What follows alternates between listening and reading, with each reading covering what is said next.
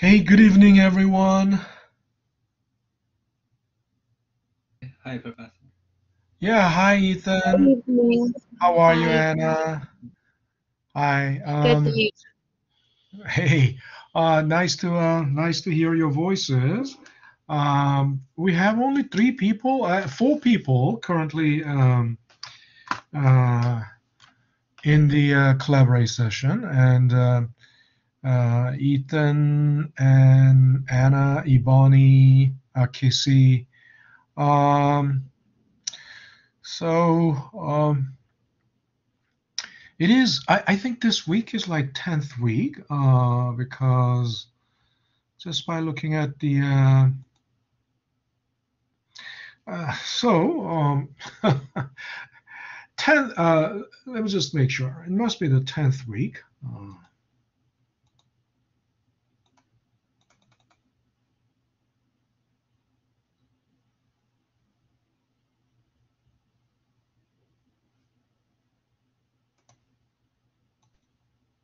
Okay.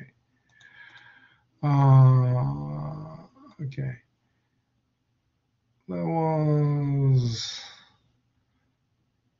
Oh, this today is 11th week actually, right?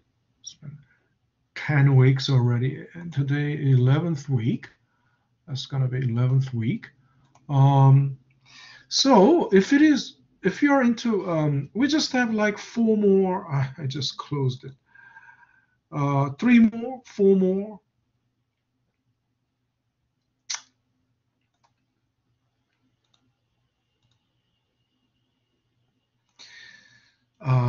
So how the time flies. Two, three, four more classes. So considering that we have just four more classes left, and of course uh, we go by the main lecture. So the main lecture, actually, today, um,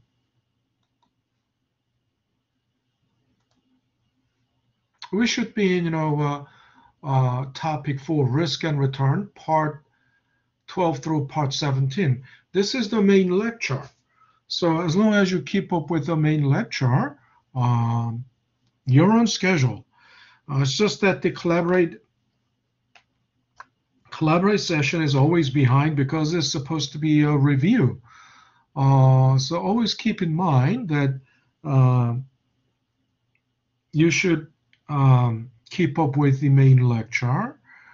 Uh, and uh,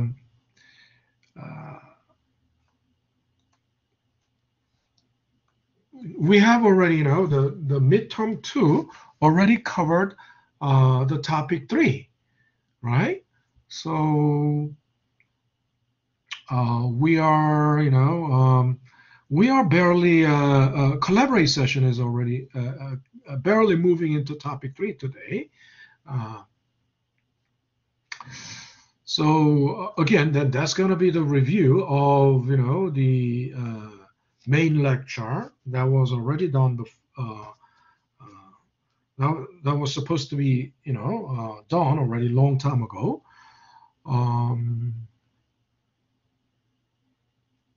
so let's see. We're not really moving uh, by the main lecture. We are on course. We are on, we're on schedule. We're on time. So topic 3, topic risk and return, right? Today's topics are, right, risk and return, 12 through 17. Okay. Uh,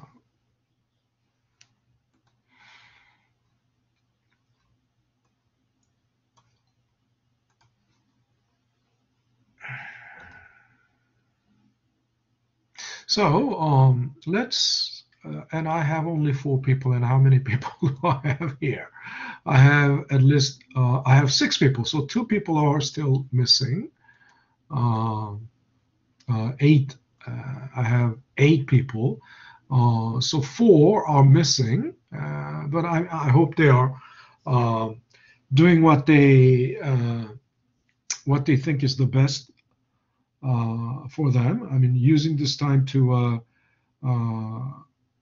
listen to the main lecture, hopefully. But let's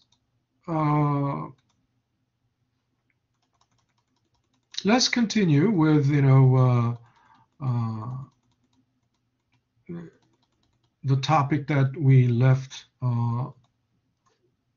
where we left off. Topic that we left off last time. So we all it was a lot about it's very important. I mean, P ratio can give you a lot of clues about what the price should be. And also, not only that, it can give you, it can connect the, it can connect the ideas behind, it can connect the ideas behind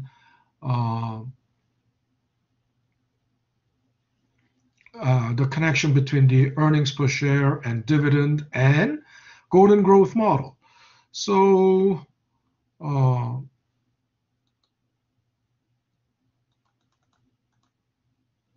okay, so basically,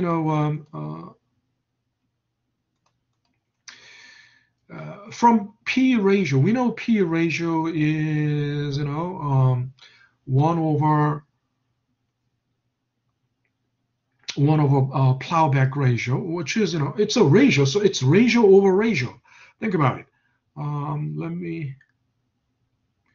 It's ratio to ratio exactly. So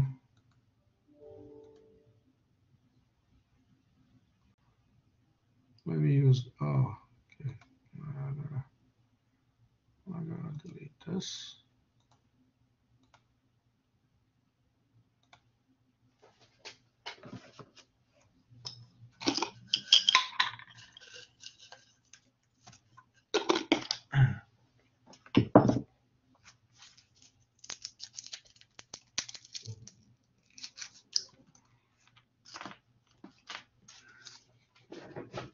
So now let's think about it. P, okay.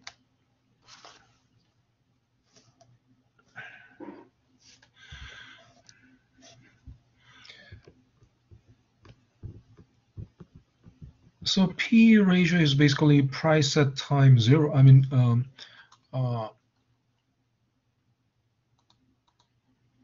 the mathematical construct of the P ratio is price at time 0 over earnings per share at time 1. And this ratio is exactly the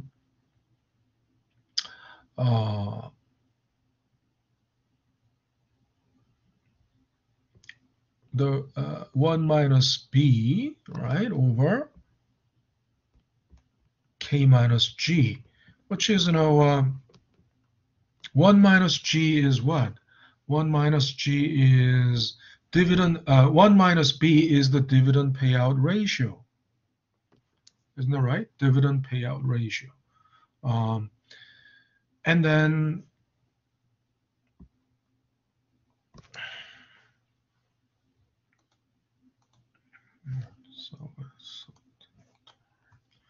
and K minus G, right, over K minus G. We talked about we talked about this last time, and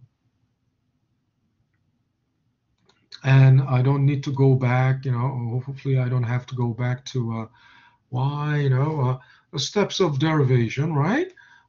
Think about it. S0 is P0, same thing, right? That's P ratio, right? And then it looks like a very complex structure, but it's if you redistribute 1 over K, it's going to be this 1 will be 1 over K, and then it's going to be 1 over k will, and this E1 over k is simply, we can flip it, k over E1, right? K over E1. So k and k will cancel out. So it finally becomes 1 over k plus PVGO, present value of growth opportunity, over 1. And then if I, so then price by itself, P, I mean, think about it. If you multiply E1 to both sides, this side will be, left-hand side will be only P0 or S0, right? Let's say P0, the market price. And then the right-hand side will, because you're multiplying it on both sides, this 1 over k will become E1, earnings per share over k, and PVGO will, earnings per share will cancel out each other, right? You multiply this to both sides, so earnings per share will cancel out. I hope you can follow this, but if you, in case you can't, let's do this.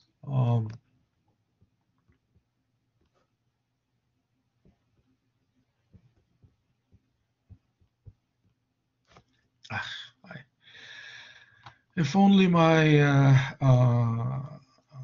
screen can.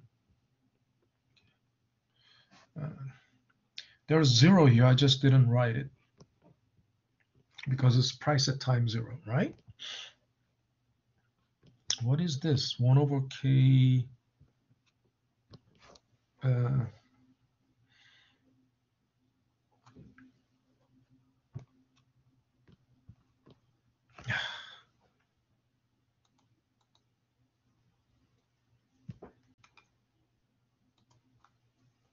I didn't want to get bogged down with this.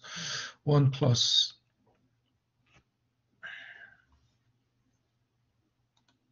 What was that?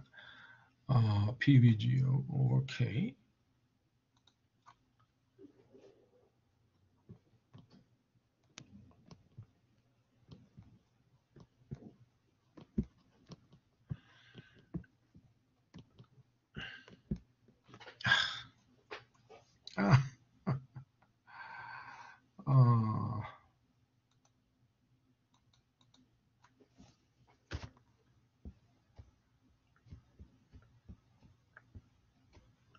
Okay. Now, of course, if you redistribute that 1 over k, right, the right-hand side will become just 1 over k. Yeah.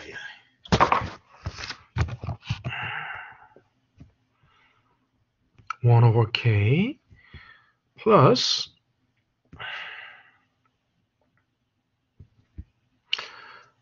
this will be just PVGO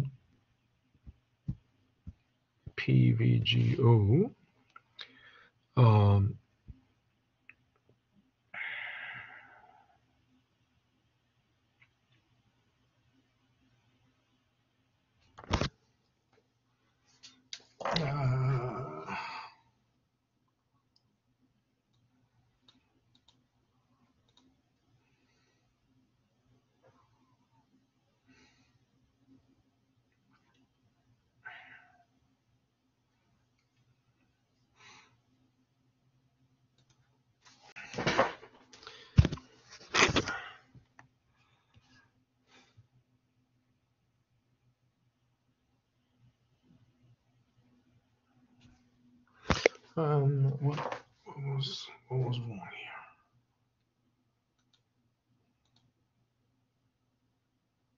Oh, I'm sorry. That was no wonder. It was the other way around.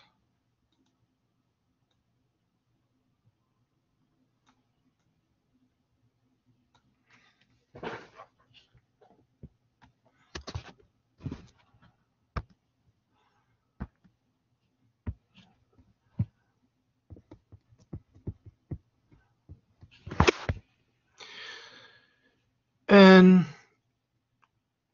because, you know, 1 over k and k will cancel out. So we come to this, right? And then just price alone, right? P alone.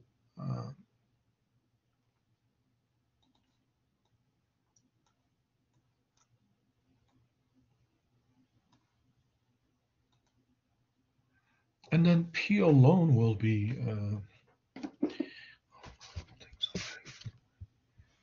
think about it.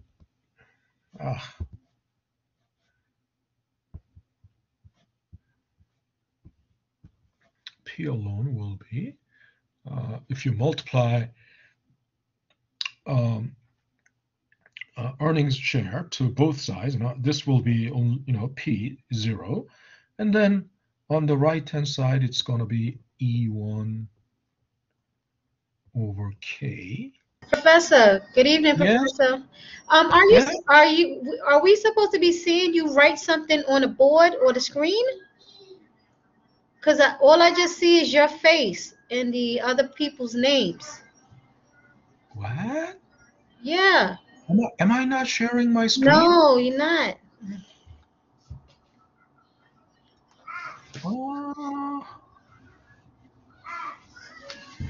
What's going on? Oh, is it? No, I see. Do you see this? Do you see the mirror image of my screen over? I see the mirror image of my screen. No, you don't see I it? just see your face, a picture of your face, and then I see who signed on, the names. That's weird. I can see the mirror image. Oh, you can see it? I can't see it. Yeah. Yeah. I'm gonna sign off. I'm gonna sign off and then come back in then. Okay. All righty. So I'm sure I'm sharing the screen because, you know, Okay. you see this. Yeah. All righty. Yes. I'm sorry that happened to you, but okay. So where was I? Multiplying, you know, E1 on both sides, right? The right-hand side will be this E1 and earnings per share at time 1.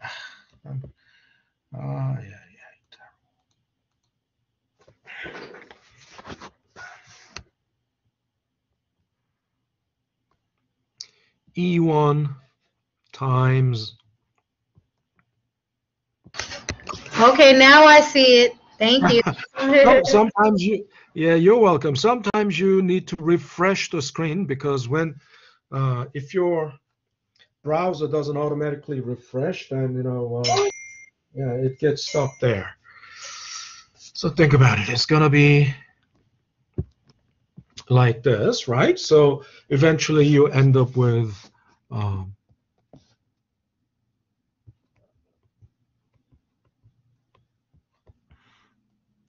earnings over K plus PVGO,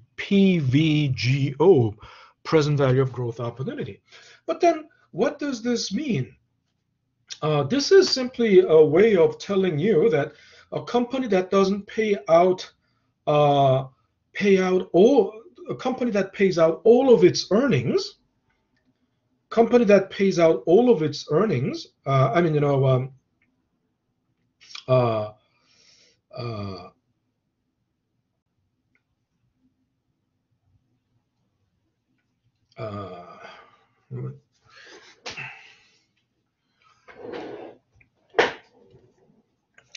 the price of the stock consists of two components. One, basically, you know, the earnings per share discounted to present, right?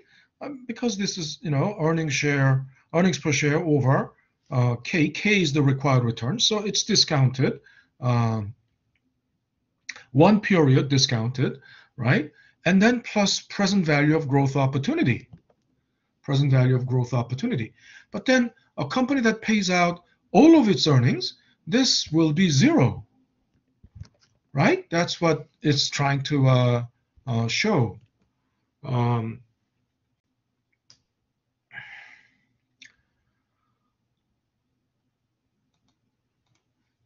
Okay. So think about it. A company that pays out dividend, right?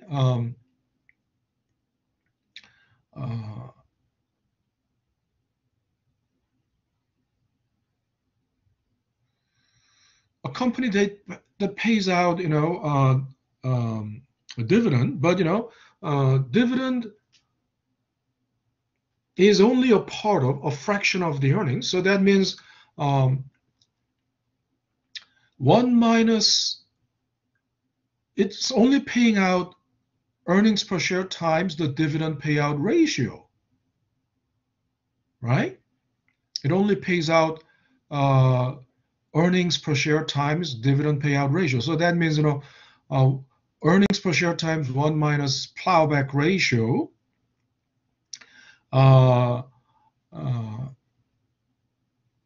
which is, 1 minus plowback ratio will be just dividend payout ratio. So as long as plowback ratio is positive, right? As long as plowback ratio is increasing, increasing, then dividend payout ratio will be small.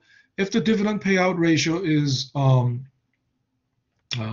small, right, then small fraction of earnings per share will be paid out as dividend, right? And the rest of it will be, retained earnings, and that will be reinvested. So for such a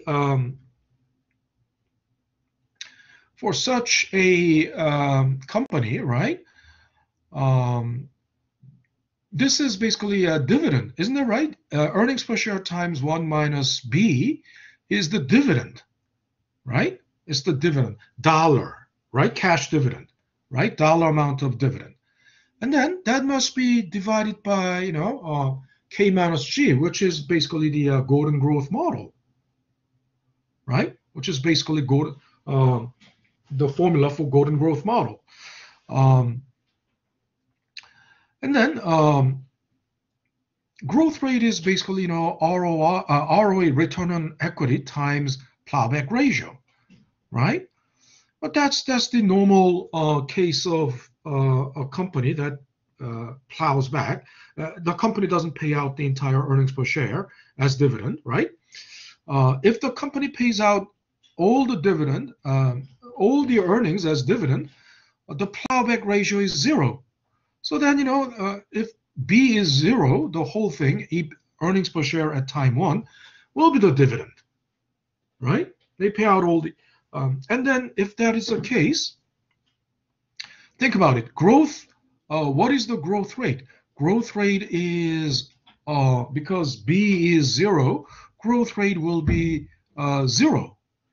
No matter what ROE, no matter what, return on earnings, return on equity, no matter what return on equity, whatever it may be, because B is 0, this thing will be 0. ROE times plowback ratio is the growth rate. But then, because this is 0, it's going to be simply, the formula will turn out to be simply, earnings per share at time 1 over K, which is, which is exactly this, right?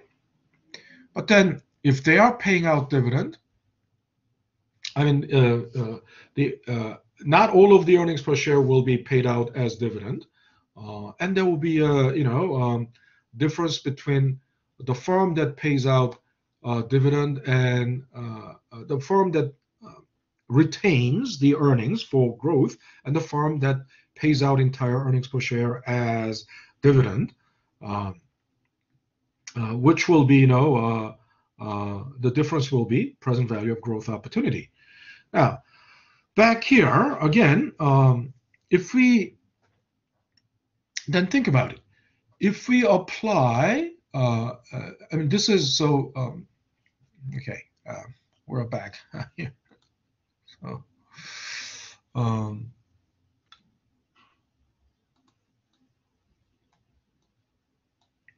so then think about it.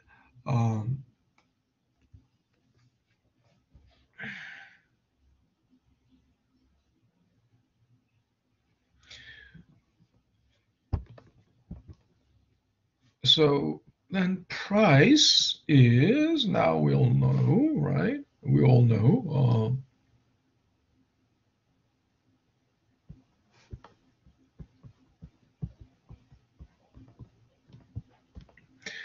Earnings per share, times 1 minus B over K minus G, right? Which is then, if I take price earnings ratio, look, it's going to be like this. And so you're dividing both sides by earnings per share, right? So the left-hand side will be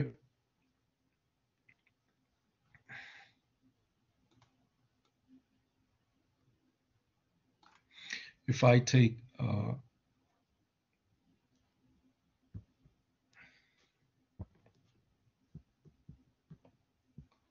price earnings ratio, the left-hand side will be like this. And the right-hand side, I have to do the same thing. I divide that by also earnings. I divide the right-hand side also by earnings per share at time 1.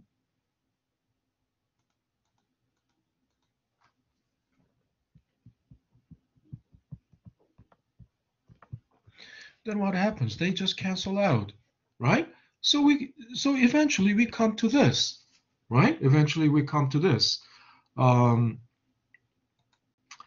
that's basically, what is what this whole thing has been showing you. So where is it? It's making a lot of.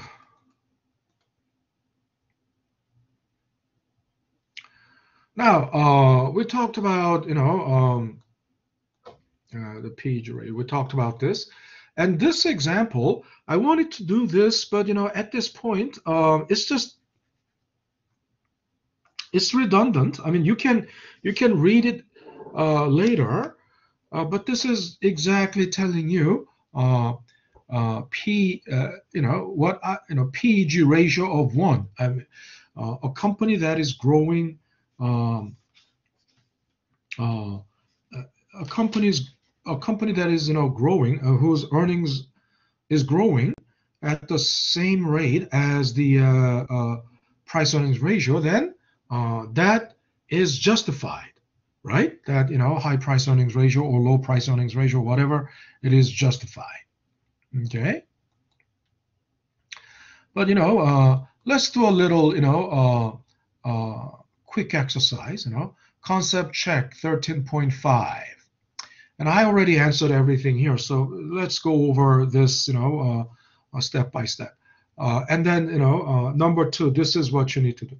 ABC stock has expected return on equity of 12% per year.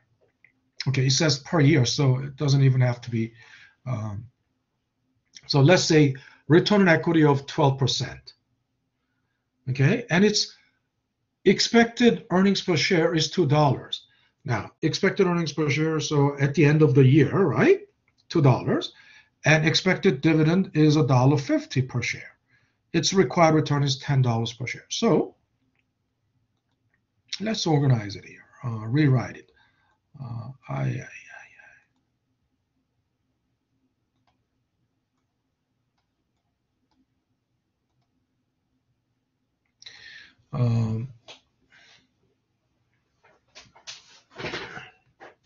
So the company has return on equity of what? Return on equity of, no, not that one. Return on equity of 12%, right?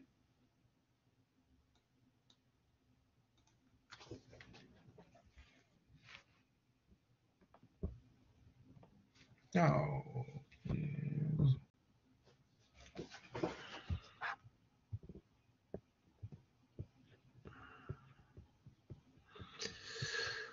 Return on equity, 12% or 0.12, right? This is really playing tricks on me. I didn't put these dots there suddenly. And then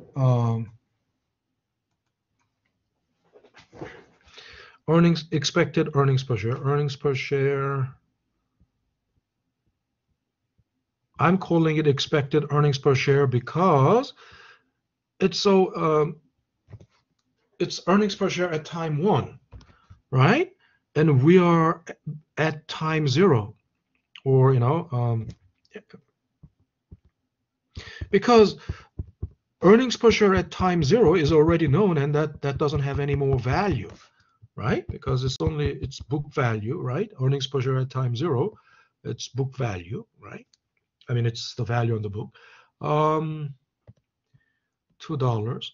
So if it is, earnings per share at time 1, it's always expected, right? And the dividend per share also at time 1 is $1.50.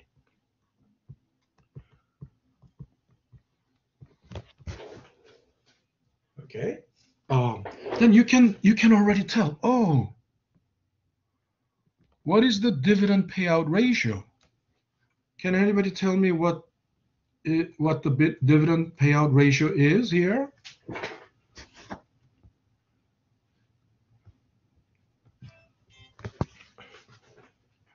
Is it that hard? Is it hard to figure out the dividend payout ratio? What's the dividend payout ratio? Anyone? Huh?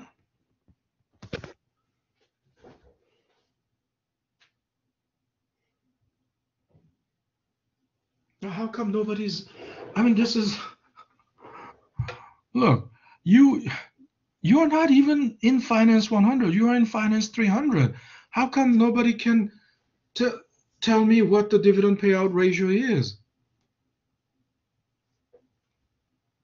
Do I have to name someone?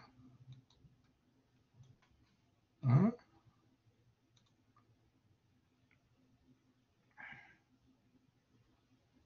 No. And only 5 people, and very quiet.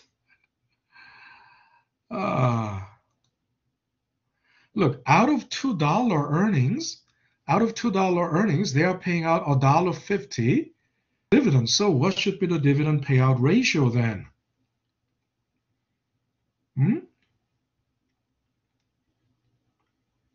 Nobody's saying anything. Isn't that 75% or points, right? 0.75? Isn't that right? Hello? Anybody there? Anybody home? Huh? Are you guys there? Yes, I'm here. Okay, Ethan. How come nobody? Giselle, are you there? Giselle?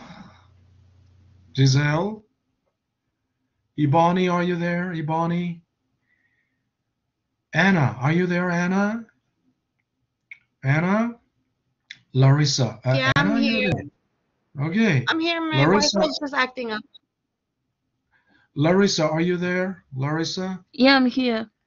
Oh, okay, you're there. But how come nobody was answering? Huh? This is not a difficult thing. I mean, $1.50 out of 2. That's 3/4. 3/4 is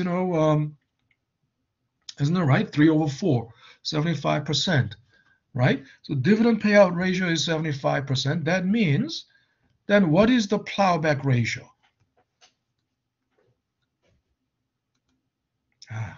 I really hate. Yeah.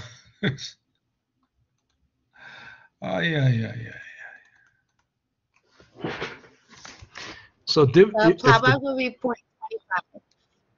Say that again. Someone, who was that?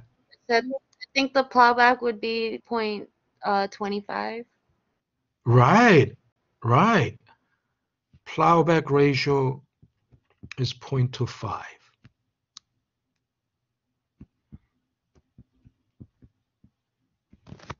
Okay, and who was that? Who said that? It's Anna. Who gave me that answer? Huh? Anna. Anna. Okay, Anna.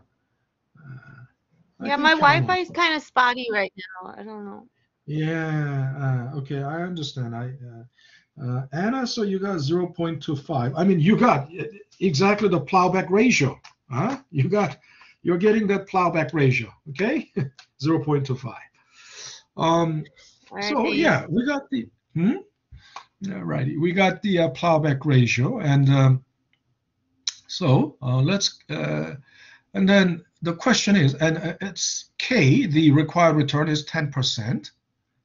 Required return is 10%. So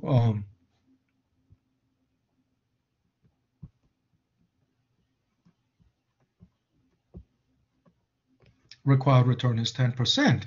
And then now the question number one, looks like there are 4 questions. Question number 1.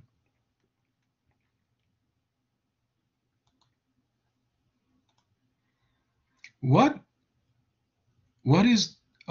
are its expected growth rate, price, and P ratio? Three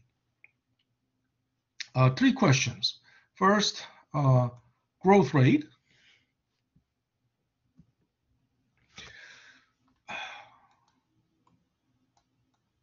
2, price. But actually, let's do P ratio first, because it's easier to find P ratio. And then 3, once you have P ratio, then you can find price. All right.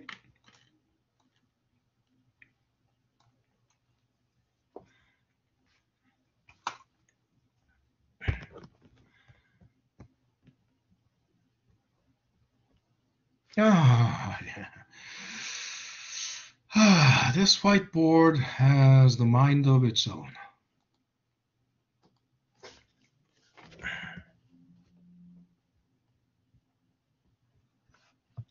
The growth rate is simple. Growth rate is ROE times plowback ratio, right? Isn't that right? ROE.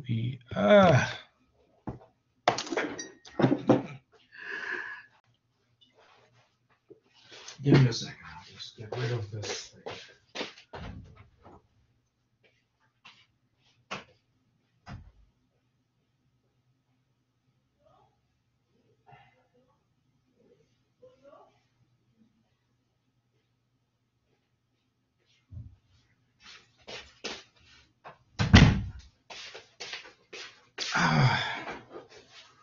All righty.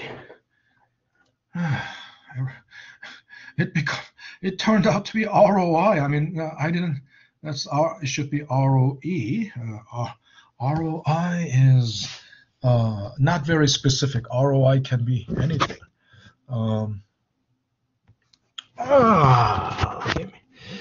Do me a favor, please. This thing is. Okay, let me. Okay. Drag it down, pull it down, and then maybe it works better down here. Okay, ROE times B, right? That's growth rate. So look, what was the ROE? 0.12. What was the plowback ratio? 0.25. Okay, and then what do you get? If you do this, I'm using the calculator. Clear.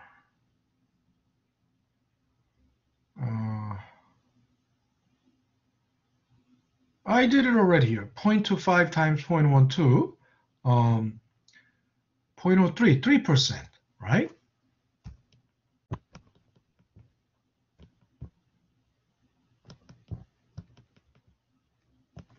Oh, come on, give me a second.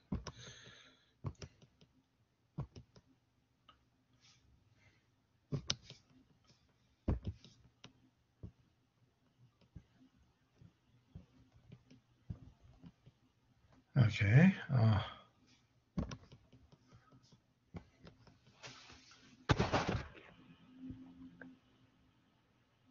0.03, okay, which is 3%, of course.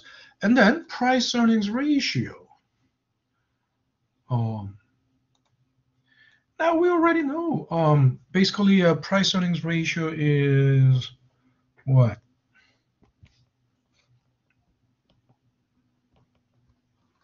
Dividend payout.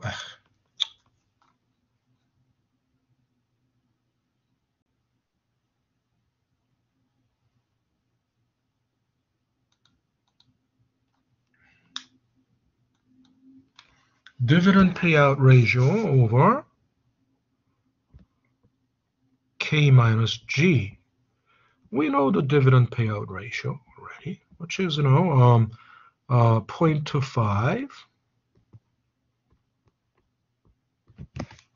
over 0.1, right? Required return was 10%. 0.1 minus growth rate is 0.03, right? And if you do this, if you do that, okay, I don't need that bar in the middle. What do you get? Well, it's just, doing the, using the calculator. 0.25 divided by, open parenthesis, 0.1 minus 0.03, that's going to be 0.07, right? Right? Hit enter.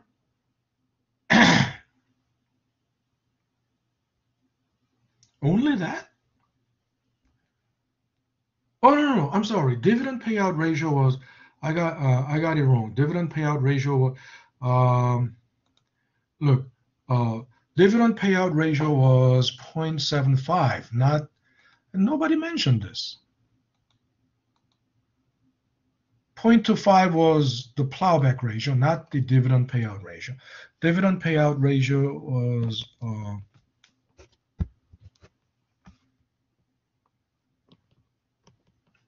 0.75. So then again,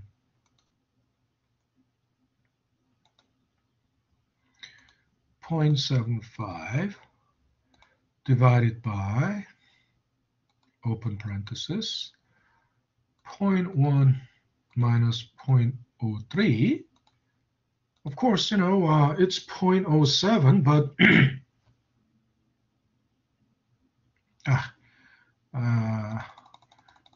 I didn't do, okay. Again, 0.75 divided by, open parenthesis, 0.1, right? 10% required return minus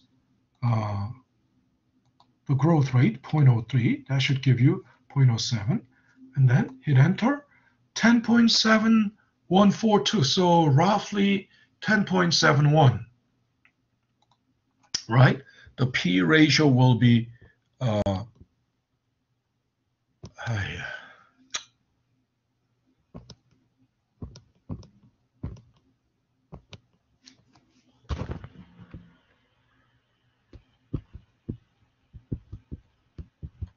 10.71. Now, if we know the P ratio, then we can easily get the, oh, come on.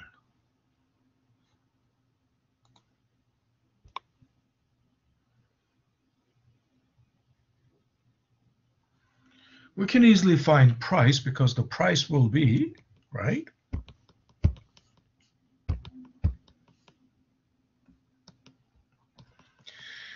Remember,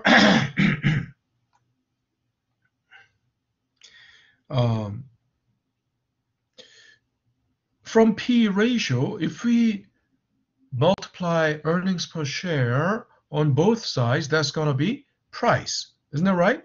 So if we multiply earnings per share, well, this side will be, left-hand side will be just P, right? And the right-hand side, it will be earnings per share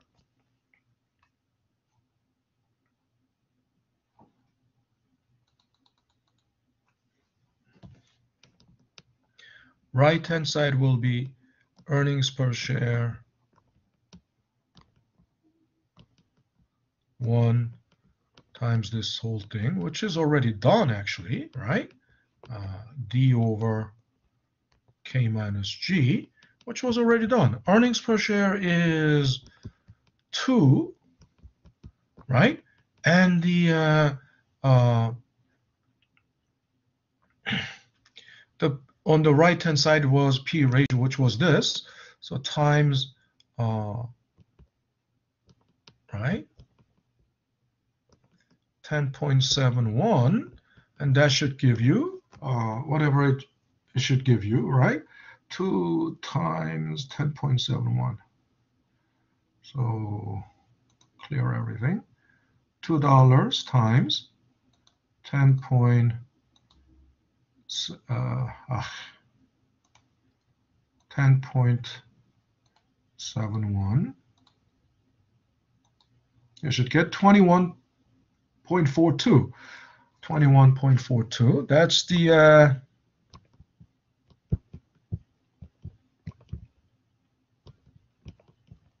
don't forget the dollar sign, because that's the price. That's the that should be the price of the stock. That should be the rational price of the stock. Okay. So then now let's think about it.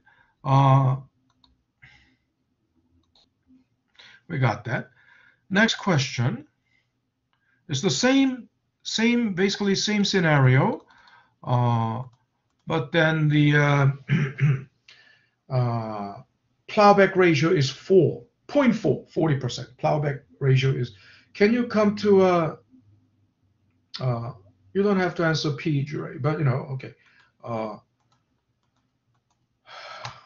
I'll give you 5 minutes. I'll give you 10 minutes. It's 6:54, so I'll give you 10 minutes. I mean, it's also a good time to take a 10-minute break. So during this 10 minutes, please answer these. So the dividend, right? Growth rate, price of the stock, P ratio, and PG ratio. Okay. But then earnings growth rate may okay. We'll just use the growth. So we'll reconvene at 7:05, and at 7:05 I want you to answer these. Okay, I want you to answer these, and if you get them right, because there are 4 questions, if you get them all right, you'll get 1 point. Okay, 1 extra point. All right, 1 bonus. So let's take a 10-minute. Okay.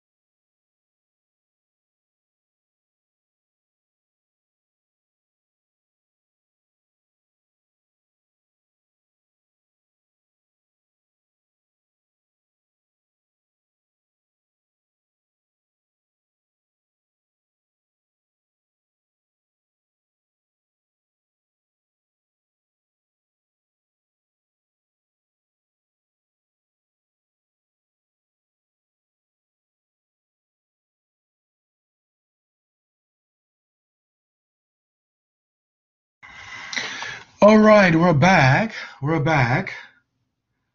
So, anyone ready to? Is there anyone who's ready to give the answer? Anyone? I mean, if you get all four, I mean, ignore PEG ratio, but expected dividend, growth rate, price of a stock, PEG ratio. These are four problems, right? If you get them right, you get one bonus point, right? Even if you get one right, I mean, let's say you just got one right, then you'll get 0.25 at least, right?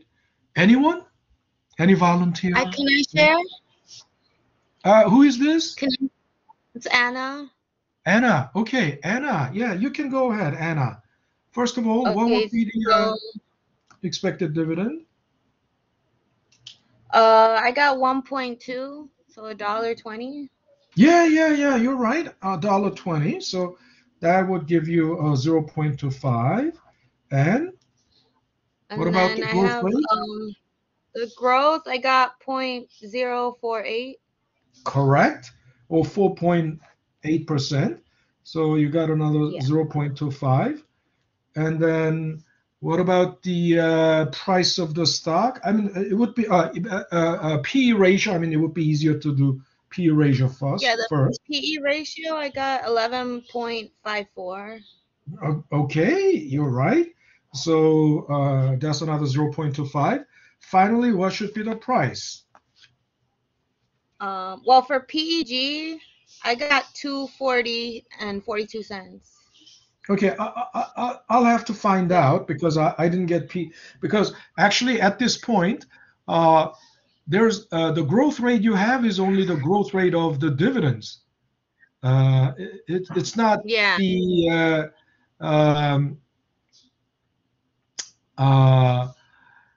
it's not exactly. I mean, it's not exactly the same thing as earnings growth rate, but we can consider that. I mean, they are proportionate, but we'll check that later. But so the price. I mean, you haven't got the price yet. So what should be the price?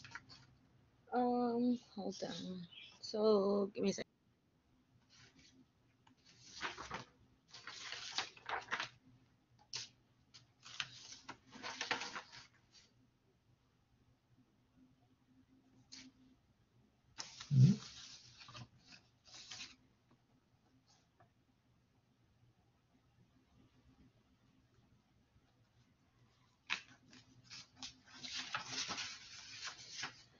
Now, did anyone calculate the price?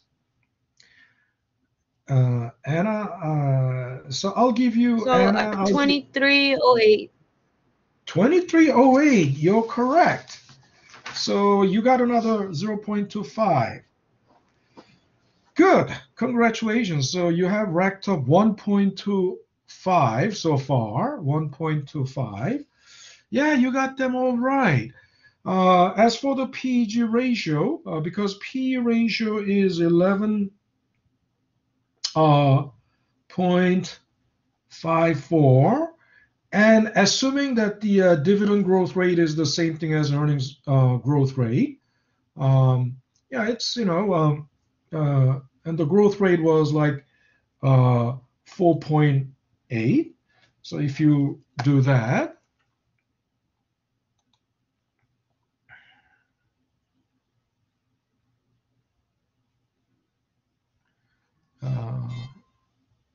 clear all history, and then 11.54 over 4.8. And what was your answer? The PEG ratio. What was your PEG ratio? For PG? Mm-hmm. For PG I got 240.42, but I don't think that's correct. 242. What do you mean 240, 42. 42? I mean 242. Well, for PEG ratio, what I did is I divided. Oh, Okay, it doesn't matter. I mean, PG ratio, it's just an approximation for now, but you will get 2 point, did you get something like this? 2.40? Hmm? yeah. And then I Okay, rounded. so yeah, you're rounded. Okay, good. Yeah. Uh, well, so basically, this is not a very difficult, exercise, but the whole point is, whole idea is, how do we connect, right? This it's the rationale behind this uh, formula, right? I mean, we know price earnings ratio as normally price earnings ratio is basically used for uh, price earnings ratio is usually used for uh, uh, predicting or not predicting, but rather evaluating the rational price, and that was used before the days of dividend discounted cash flow model. And then I told you so because P ratio they use uh, they normally use the earnings per share of the company, right? Company X, and use the P ratio of uh, company X, and you use average P ratio of the industry. I told you what you get here because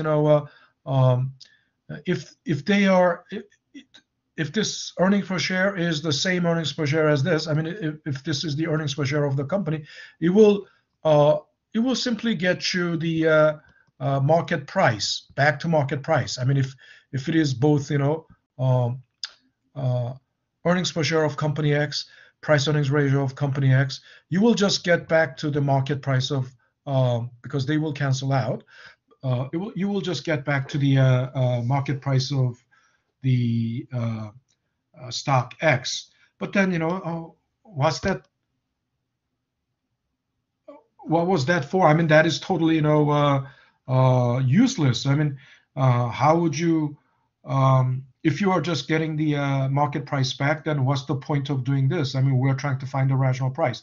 Yeah, that's why I said, what they do is, they use industry average, right?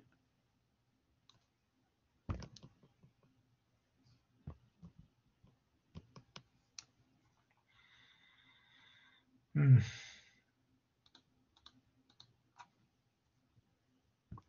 Industry average, right? Not just company X industry average, and then you get something that is appropriate for uh, company X. Uh, so I said, normally there will be a very uh, inaccurate way of doing it because just applying industry average doesn't um, factor in anything about anything specific about this company, right? Uh, but that was the old way of doing it. But they still use price earnings ratio even to this date, even to this day. But the price earnings ratio now is specific to this company. Why?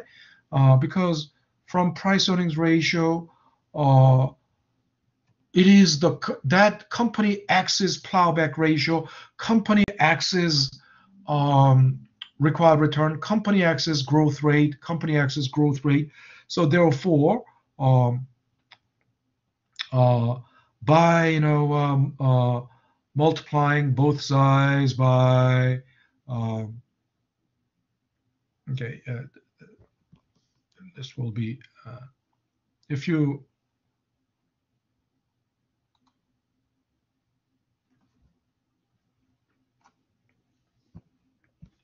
multiply both sides by price earnings ratio. It will be the it will be, they will cancel out, and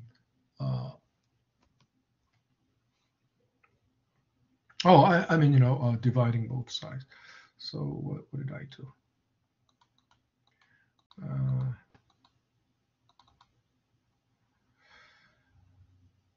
Based on this, price is,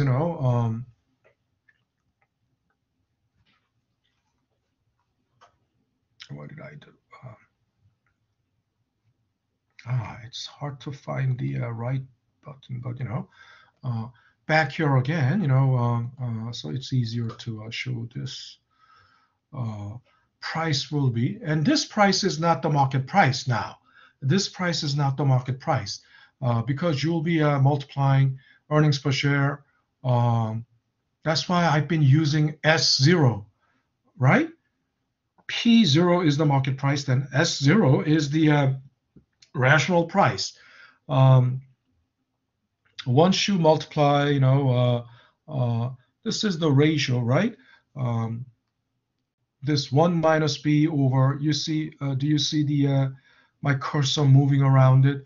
1 minus B, which is G, right? G over K minus G. I'm sorry, D over K minus G. That's a ratio. So for that ratio, to that ratio, if you multiply earnings per share, then that should give you not the market price, but the rational price.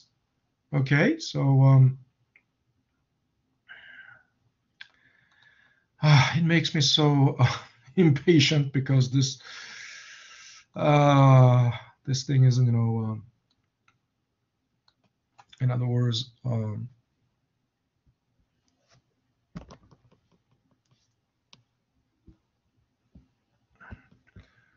this pen and the screen isn't really working well. It makes me very impatient. So by multiplying,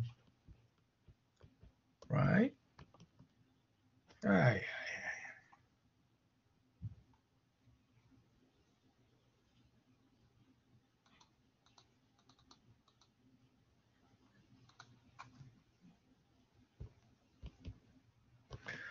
Multiplying both sides by earnings per share, right?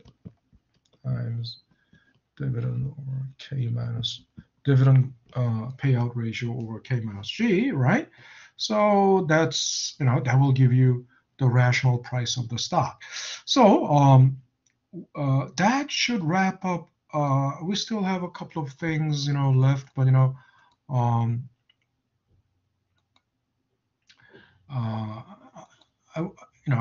I will skip this, because it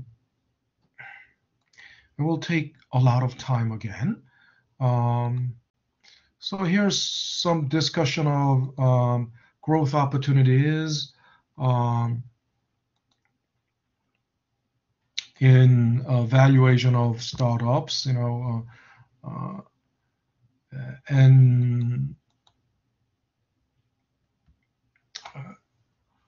how it can, turn into nothing but bubble, or how it can, actually be a solid indicator of the growth potential. But pitfalls. This is something we need to pitfalls of price earnings ratio analysis. First of all, they use accounting earnings.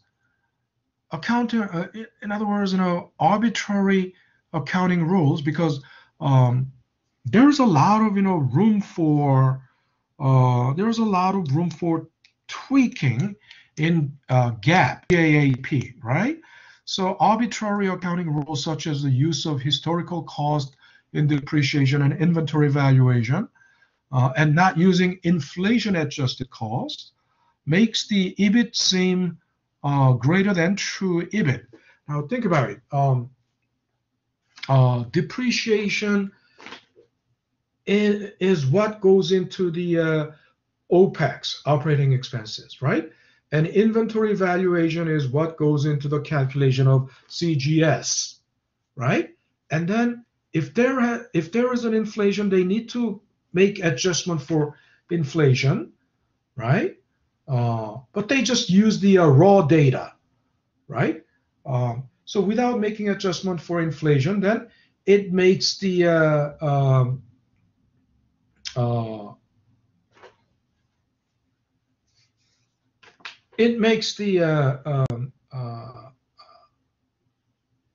EBIT seem bigger than the true EBIT, right?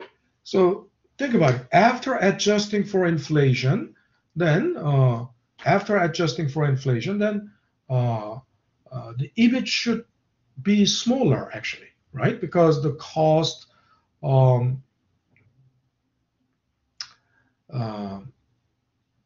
the revenue would have to be smaller, and the cost would have to be also be adjusted for inflation. But they just keep using,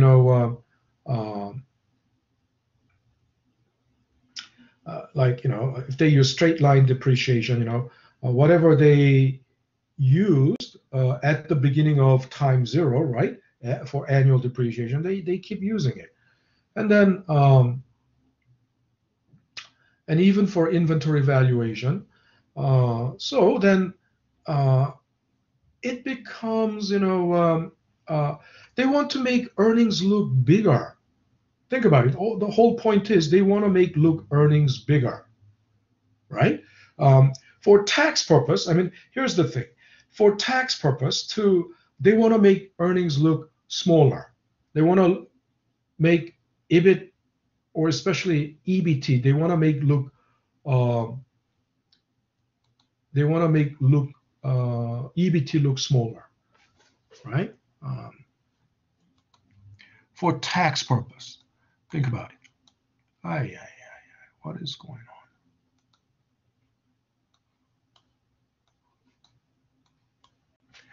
And that's what, for tax purpose, right?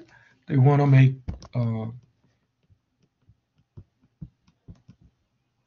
it's better that EBT, earnings before taxes, is smaller than the true EBT, because if this is smaller, then of course, the same tax rate will be applied.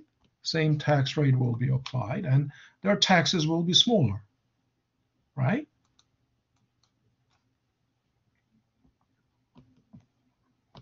Same corporate tax rate will be applied, and the taxes will be smaller, right? So they want to do this. They want to make EBT look smaller for tax purpose, but for investors, I mean, for stock market, in the stock market, they want to make their EBIT look bigger than it really is, right? And you can. It won't be difficult to understand why they try to do that. Now, earnings management, right? They do a lot of earnings management, right? Practice of using flexibility in accounting rules to improve apparent profitability of the firm. One example is, just using, gross profit, because gross profit is, just subtracting CGS from revenue before, subtracting OPEX. And this may look very attractive, but is before subtracting operating expenses. So if operating expenses are big, then EBIT may be small, right? If operating expenses are small, then EBIT can be big, but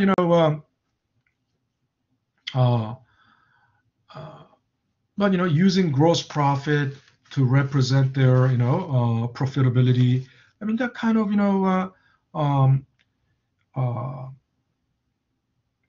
sly,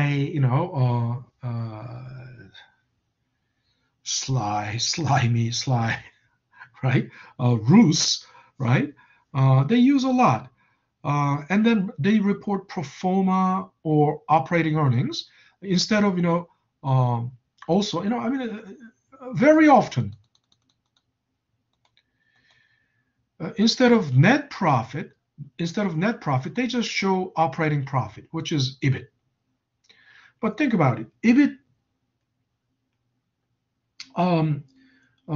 is, before interest and taxes. So if you have huge interest payment, I mean, that depends on the company's capital structure. If the company has highly skewed, the capital structure that is highly skewed to debt, right, then the interest will be high, right? You will have to pay a lot of interest. Then, obviously, if that's the case, EAT will be smaller than, way smaller than what, EBIT is, EBIT shows. So they do a lot of things like ignore restructuring charges, stock options expenses, or write down of assets from continuing operations, things like this. So if you these numbers, you see, number one, number two. Number one, in the stock market, there are three.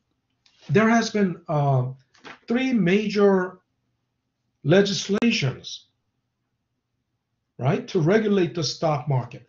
First one is Glass-Steagall Act, right? Glass-Steagall Act is, was enacted. Glass-Steagall Act was legislated back in the 1930s because after the great stock market crash of 1929 and the ensuing, Great Depression, they needed to, and it was all because there was no regulation in the stock market. I mean, all the banks were all, there was no distinction between commercial bank and investment banking. There was no distinction between the two. So Glass-Steagall Act actually, established the separation between commercial banking and investment banking. But then it was repealed. It was repealed in like 1990, around 1998. And that was a pity because, during during Bill Clinton era, during Bill Clinton's,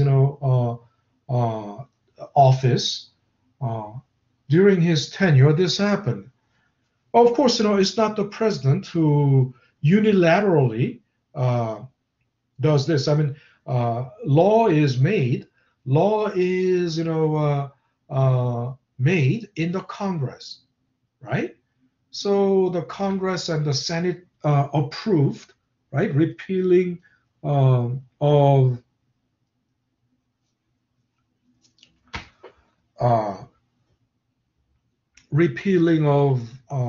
Glass-Steagall Act, and the president had to sign.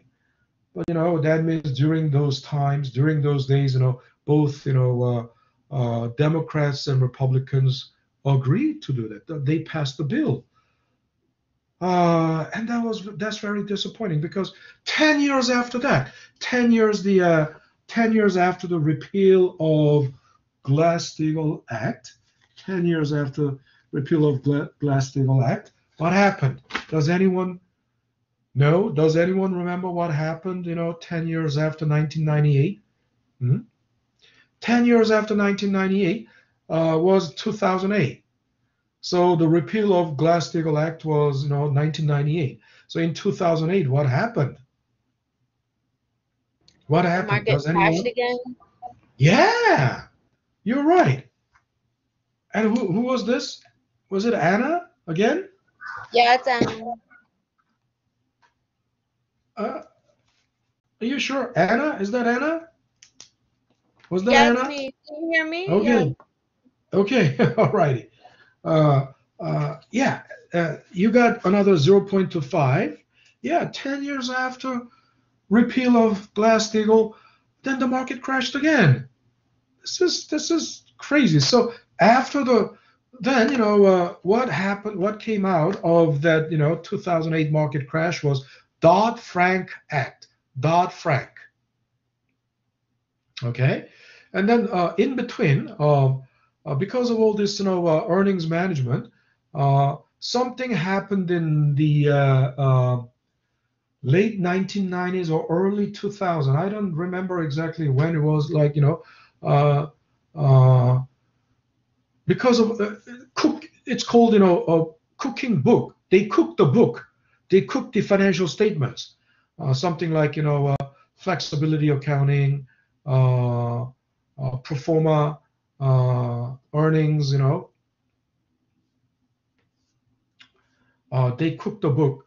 So all those practices resulted in one giant uh, um, one giant market event, or what should I say, one big uh,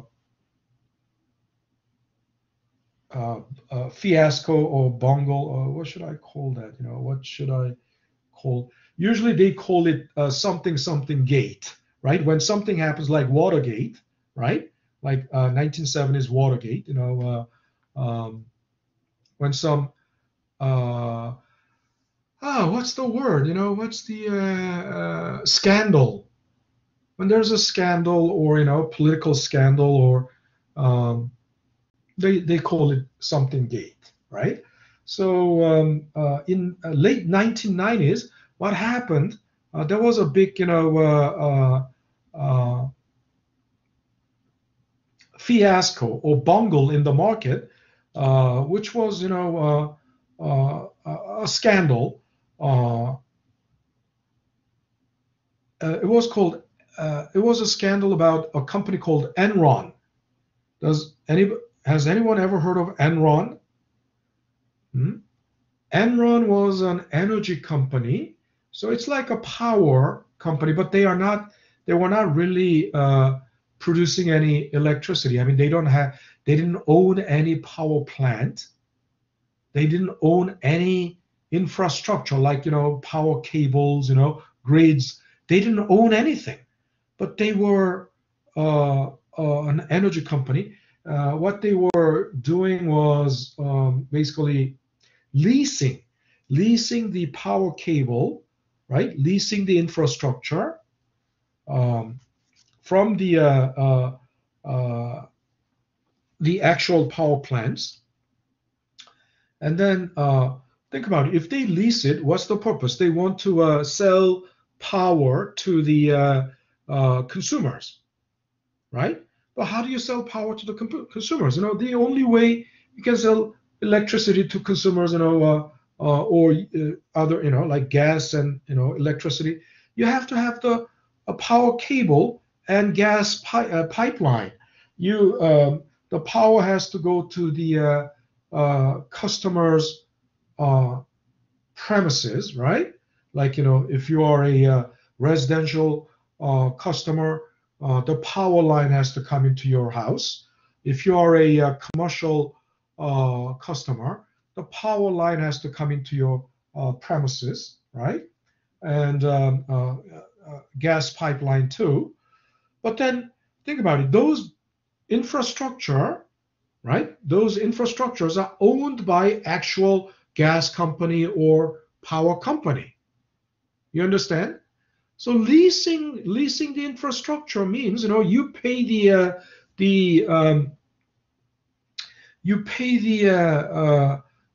rent to the actual owners of this infrastructure, and then they resell the power or gas to the consumers. But if you're paying, think about it. Does this look like this is going to be a profitable business? I mean, think about it. If as a consumer, right, as a consumer, and you may get a lot of mails also too from a third party retailer of power. I don't know if you have your own, at least your own home, or if you're if you're renting an apartment, you'll get these mails, junk mails, every day.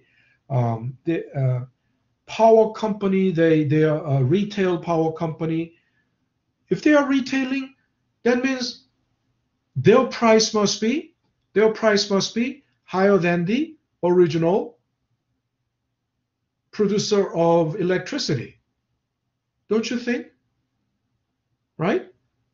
Think about it. If you're getting power from Con Edison, right, and you're paying, let's say, $2 per your rate is like $1 per 1 kilowatt of electricity, right? That's the producer's Con Edison's rate. That's the producer's rate. And if someone, a retailer, someone is leasing the power line, leasing the infrastructure from Con Edison, and they are retailing the electricity to you, then because they lease, they pay the rent to Con Edison, and then they will be, because the power line goes to your house, the power line goes to the commercial building, power line goes to the plant, the factory. So then they are leasing this power line and they are retailing the electricity. Then think about it. They will have to charge higher price, higher rate. Con Edison's rate is $1 per 1 kilowatt, but then they will have to charge higher than that, like $1.50 for $1.50 per 1 kilowatt of electricity. But then think about it. This cannot be profitable because, first of all, who is going to switch to this third party? Who's going to switch to this power retailer? Will it make any sense? The thing is, I mean, if I buy electricity directly from Con Edison, I pay $1 per kilowatt. But if I switch to this retailer, then I will have to pay $1.20. So who's gonna switch? So obviously, they cannot do any business if this is the case. So what they do is they will resell the power at a lower price. So from Con Edison, if it is $1 per kilowatt, then they offer, you can pay only 75 cents per kilowatt. But then think about it. This business model is not viable. I mean, if they charge less than the Con Edison for 1 kilowatt, like 75 cents, but then they have to pay rent to Con Edison to use, because they are leasing their infrastructure. How can they make money? They cannot make money. Isn't that right? There can be no profit. Such a company cannot have any profit. What they pay to the and the only way they can retail at a large and still make money would have to be on a very large scale. On a very large scale, if they do that, and if that revenue is greater than their rent they pay to Con Edison, only then they can make money. But how can you? I mean, currently Con Edison's, let's say, market size is size of Con Edison's market size is entire Northeast, right? New England and Northeast. So let's say, what's the population of Northeast? New England and Northeast. Let's say, 100 million. Let's say, just say 100 million. Then Con Edison's, some of them, not all of them, will switch to this new retailer.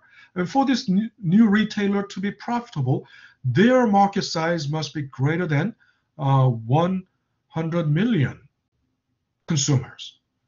If it is less than 100 million consumers, they cannot make money. There's no way they can make profit. But this was what Enron did. They didn't own any power plant.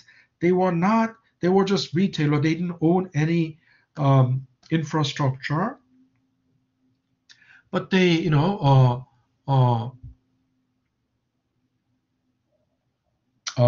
portray themselves as a energy retailer.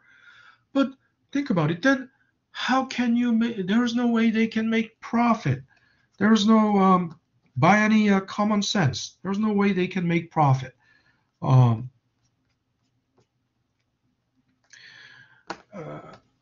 But no, Enron was like a suddenly out of blue they appeared. They appeared out of blue, and then they marketed themselves as a newfangled, new concept, new concept energy company, as if they are, completely, innovative company. And what was the objective? The objective was to make their stock price go up. So their stock price went up, and then in this throughout this whole thing, a lot of powerful people got involved. I mean, as investors. So Dick Cheney, do you remember Dick Cheney? Do you even know who Dick Cheney is? Dick Cheney was the vice president during the first George Bush administration. Not George W. Bush, but the father Bush, senior Bush, father Bush. Father Bush was the president between 1988 through 1992, right? He served one term. Dick Cheney was the vice president. Dick Cheney was on the board of directors, so one of the shareholders. A lot of household names, big names, and then, but this company cannot make any profit. Their business model is not viable, but the stock price soared. How? Because they cooked the book. They cooked the book. And the company that was the auditing,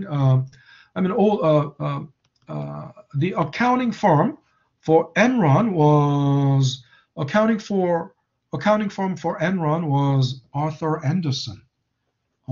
You may not remember Arthur Andersen, but Arthur Andersen was one of the big five accounting firms. All right, it was Arthur Andersen, KPMG, and what else? Price Waterhouse Coopers, and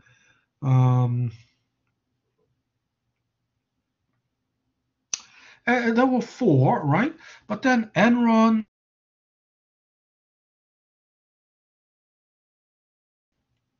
the Arthur Andersen, the accounting firm for Enron, allowed, and they got actively engaged in cooking books. They called it creative accounting. Creative accounting. How creative can? I mean, if accounting gets creative, then that's a disaster. If accounting gets creative, then that's a fraud. So that was a straightforward fraud. So then what happened? So this scandal blew up, and that was like early 2000, like 1999 or early 2000 or 2001. So the company, Enron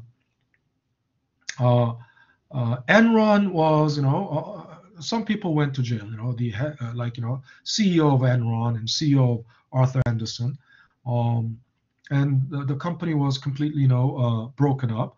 The company was, company failed because stock price plummeted to zero, and then Arthur Andersen was broken up. By law, Arthur Andersen was broken up. Because Arthur Andersen was accounting firms are doing basically, I may have talked about this before. Accounting firms serve two masters. They serve two purposes. One, they are auditing on behalf of IRS, right? In other words, they are basically examining, inspecting if the company's tax report is correct or not. So they look into the company's, they look into the company's balance sheet and income statement, and they make sure that the company is not lying on their tax filing. Then think about it. They are acting on behalf of the IRS. Another role is they provide management consulting. Management consulting is actually, in other words, tax consulting, how to save on taxes. So look, think about it. Isn't there a conflict of interest? There's clearly a conflict of interest. Conflict of interest, right? If the accounting firms must, make their goal is to maximize profit. To maximize profit, they have to have a lot of clients, and the clients would be either the ones that they audit, right? But think about it. They audit these companies' books, on behalf of IRS, so they should be very strict. But if they are too strict, they will lose their clients, right? So they cannot be too strict. Second, on the other hand, they provide tax consulting. In other words, how to minimize taxes. I mean, minimize tax is still legal, but the line between minimizing taxes and evading taxes or tax fraud, the line between the two is very thin, right? There's a very fine line between legal tax minimization and tax evasion. So basically, to be profitable, they have to provide tax consulting. I mean, so then, look, there's clearly a conflict of interest, and while there is conflict of interest, then you will, and there is moral hazard. So that moral hazard eventually brought down Enron. I mean, not only Enron, the company, the accounting firm Arthur Andersen. So after that, Arthur Andersen was broken into two different entities. Now Arthur Andersen, there is no company that's still operating under the name Arthur Andersen, because there's a stigma. There's a stigma that is on Arthur Andersen. But the posterity of Arthur Andersen is Accenture. So the accounting firms, if there is a conflict of interest, then they should be two different entities. One doing only tax consulting, the other one doing the auditing, right? So Accenture, I don't know if it is tax consulting or doing the auditing, but because of that Enron scandal, in 2002, they passed a law called Sarbanes-Oxley. And the Sarbanes-Oxley is basically a very strict rule on how the companies must do their financial reporting. So these three are legislations. I mean, it took a long time to talk about this, starting from Glass-Steagall, and in chronological order, Glass-Steagall was the first, and then 2002, Sarbanes-Oxley. Dodd-Frank Act came out in like 2010, maybe, because after the 2008 financial crisis. So because of the pitfalls in PE analysis, right?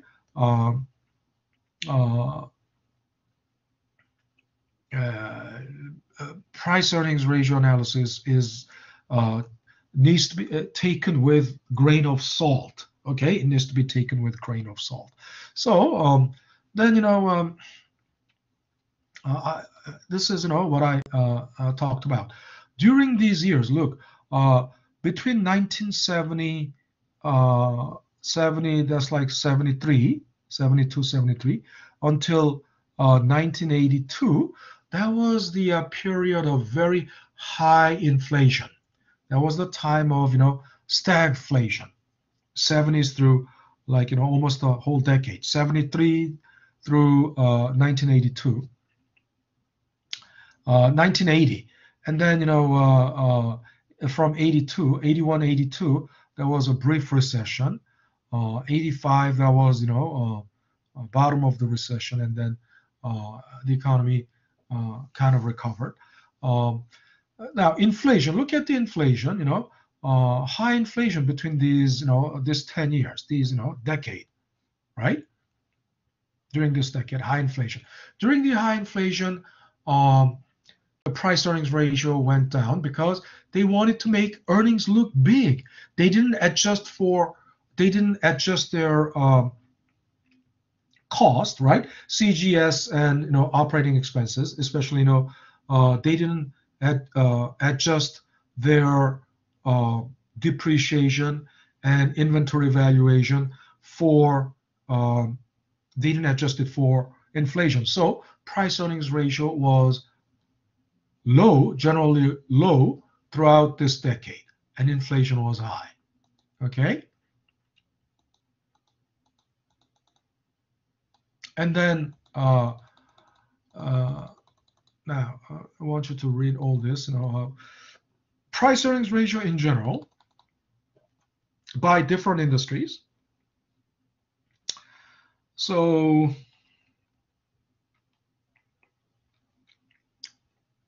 aerospace, defense, integrated oil and gas. Look, the median, and then biotech price. Look at the price earnings ratio of biotech, 57.8. Now, and then isn't biotech considered a growth industry? Business software and biotech, they are all like Moderna, Pfizer, and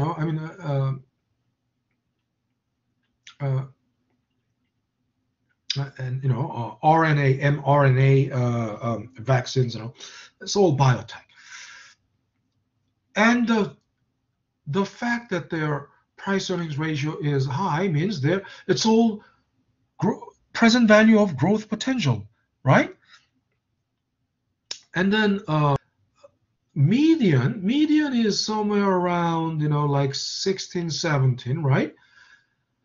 The low price earnings ratio means they are generally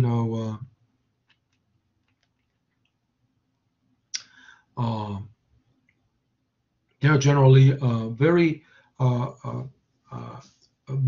either mature companies or without too much competition or low growth potential. But first of all, aerospace and defense, let's think about it. Is it highly competitive? Aerospace and defense industry, is it highly competitive? Can anyone tell me? What do you think? Who are the players in the... No, of course not. Why? Because think about it. Who can make jet fighters or jet bombers? There are only a handful of companies. General Dynamics, Lockheed Martin,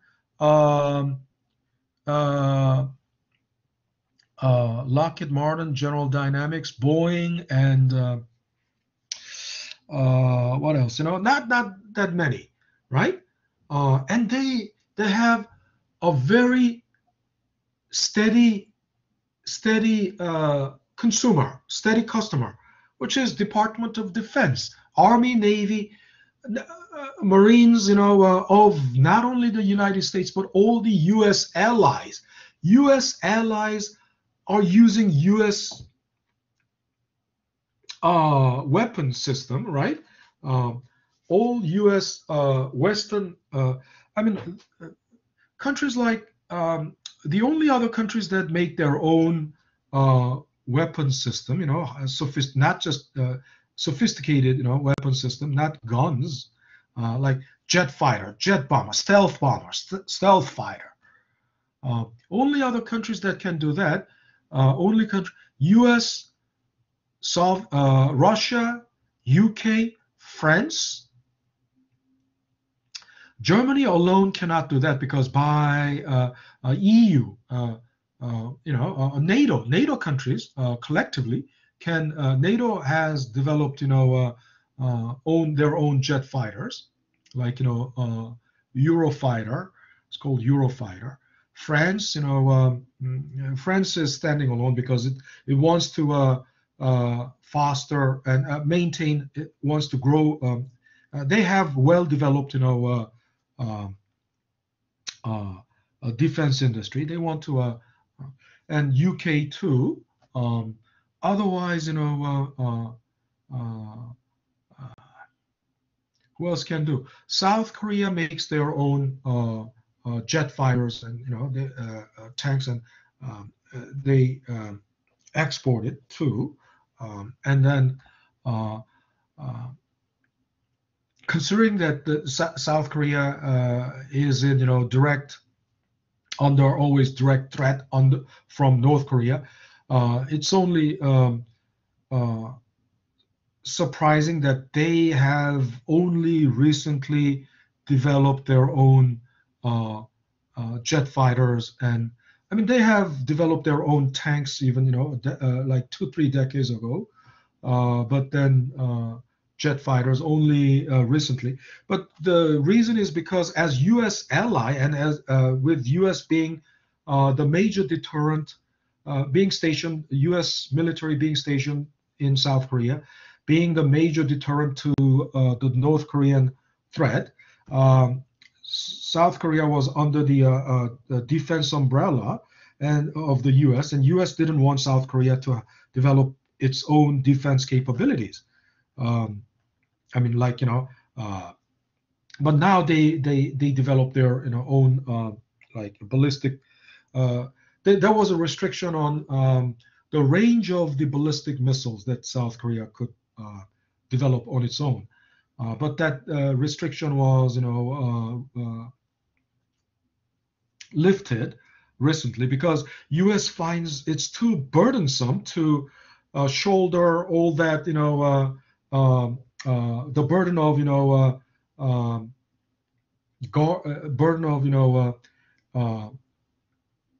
guarding against China and North Korea at the same time. And interest of the U.S. is mainly on monitoring and preparing against China's potential aggression or a threat. So they wanted to lighten up that burden because there's a lot of it's resources that military budget to maintain the military capability. So they lifted that burden a little. They lighted that burden a little by relaxing the restriction on South Korea's capability to develop its own ballistic missiles. And North Korea has ballistic missiles, but they cannot make their own jet fighters or own tanks. China makes their own weapon system. But think about it. All U.S. allies, I mean, South Korea for a long time has all basically until recently, South Korean Air Force, major, jet fighters, the models that South Korean Air Force has is like F-15, right? F-15 and F-16, which is not U.S. Also, South Korean army has tanks that are basically like M1 Abrams, but South Korea has since M60 was the model that was used in Vietnamese Vietnam War, and M48, M60 A1, and after that it's M1 Abrams tank. But those things were U.S. and South Korea used old U.S. models. Not only so Taiwan, think about it. Allies of the U.S., Brazil, or Western world would be using U.S. Uh, military equipment. That's a huge, and think about it. They are once they buy, and there's a lot of competition there, between not within the U.S., but because in the U.S. only a limited number of handful of defense manufacturers, but internationally, France has its own military aviation, right? Military aviation industry. Also, it has its own, naval, military naval industry. It's got also military industry making tanks. So when India bought like a French fighter called Rafale, but when it's a beautiful aircraft. But whenever a country's government is procuring these weapon systems, then there's an auction, and in the auction, all these big household names of the world are participating, and then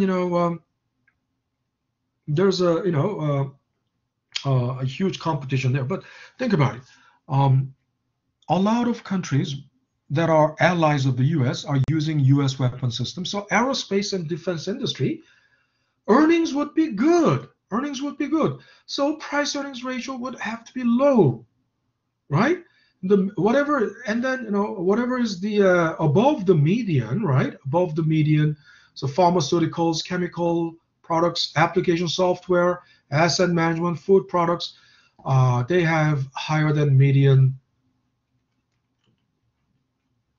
P ratio, and it is clearly, look at this, between biotech and aerospace, the difference is like, almost 9 times, right? Oh, no, not 9 times, 7 times, 7 times, right?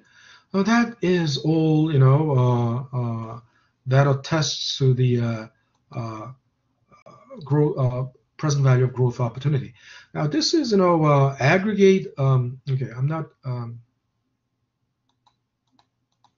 Okay. Aggregate forecasting, aggregate stock market. This is an interesting interesting topic, but we are out of time, so we cannot. I want you to study that. It is already 8:04. Oh God, I thought I would put you on a break at about 7:55, but it's 8:04. So this is about the right time to go into break. So we'll take a 10-minute break. So this wraps up everything about equity valuation. We'll take a 10-minute break. And so we'll reconvene at 8:15, and then we're going to move on to the topic 3, okay, which was actually already covered in the by the main lecture. Okay, so 10 minutes. Okay.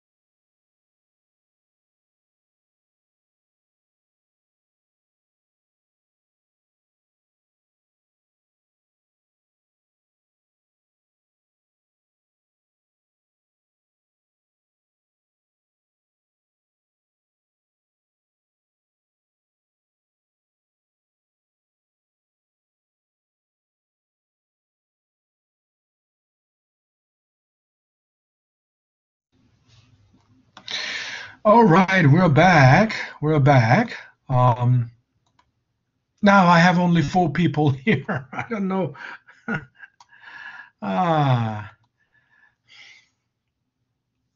Of course, this class is not an entertainment, right? It cannot be clearly it cannot be fun, and it's Thursday after Thursday evening. So clearly, you might. This is not a very popular time for a class, but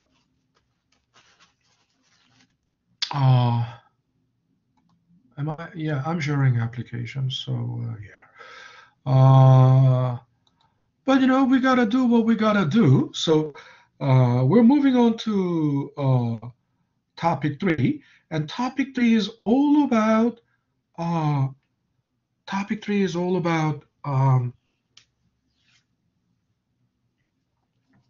duration and convexity. And what topic 3 is, it says title is managing bond portfolio. Yeah, if you have a bond portfolio, your concern is, you will see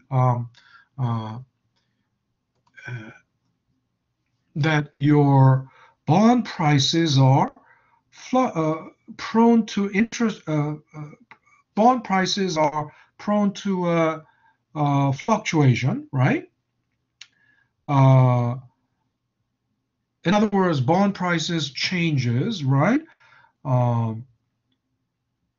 With the interest rate changes, right? It goes without saying. That's called interest rate risk. I mean, you all remember what are the risks involved in investing in bond, right? First of all, the biggest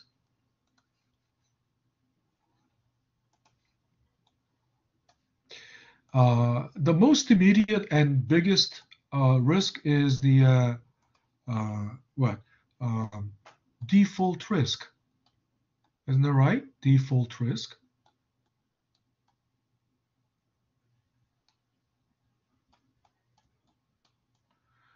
Now, it's gonna take a lot of time, right? If I write like this. So let me try.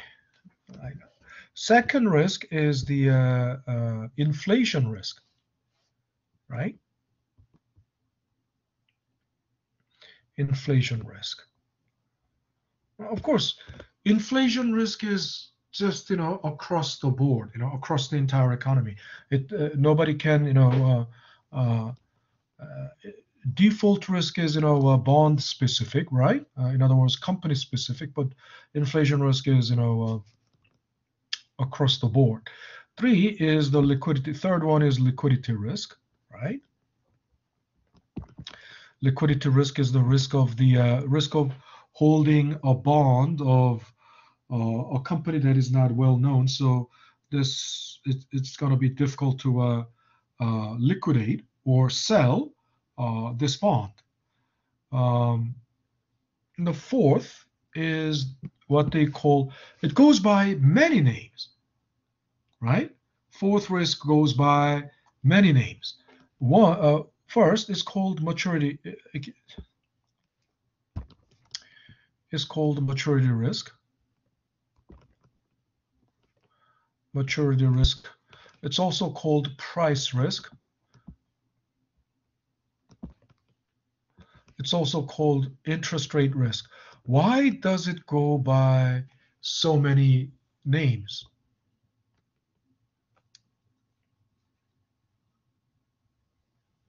Because they all mean the same thing. Interest rate.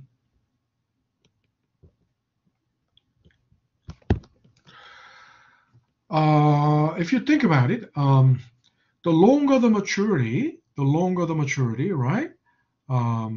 There is a great more possibility of interest rate fluctuation during the holding period, right? Until that maturity. I mean, if you are holding a 30-year bond over a 30-year period, what are the chances of how likely is it the interest rate will change. It's very, very likely because over 30 years, interest rate can fluctuate at least, it could be at least, like, 10 times over 30 years. That means, at least over 10-year period, at least like, 3.3 times, right? And as the interest rate fluctuates, when interest rate goes up, that's where the risk is, because when the interest rate goes up, the valuation goes down. The valuation of everything goes down, right? When the interest rate goes down, when interest rate goes up, because it's discounted cash flow model, right? Price value of the stock, intrinsic value of the stock or intrinsic value of the bond is basically the result of discounted cash flows. So when the discount rate goes up, right, the resulting price will go down, right? As a result, the price will go down. So that's why it goes by so many names. Price risk, because price can fall if interest rate goes up. Interest rate goes up, it's called interest rate risk, because if interest rate goes up, the valuation of your assets go down. And the maturity risk, because the longer the maturity, there is a higher probability of multiple interest rate fluctuations, right? And then the interesting thing is, interest rate, the price changes in the bond, price change in bond when interest rate fluctuates. In other words, when interest rate goes up and interest rate goes down, the price change is not symmetrical. Okay, you understand what that means? It's not symmetrical. In other words, look at this. This graph is showing you. Let me just make sure you're all here. Okay. Larissa, are you there? Larissa, are you there? Anna, are you there? Anna? Yeah. Okay. All right, you guys are there. I can trust you. Ethan, are you there? Ethan, I'm sure you're there. Ethan, Giselle, are you there? Giselle? Yeah. Why not? Why is your response not that prompt? Huh? Giselle, are you there? Giselle.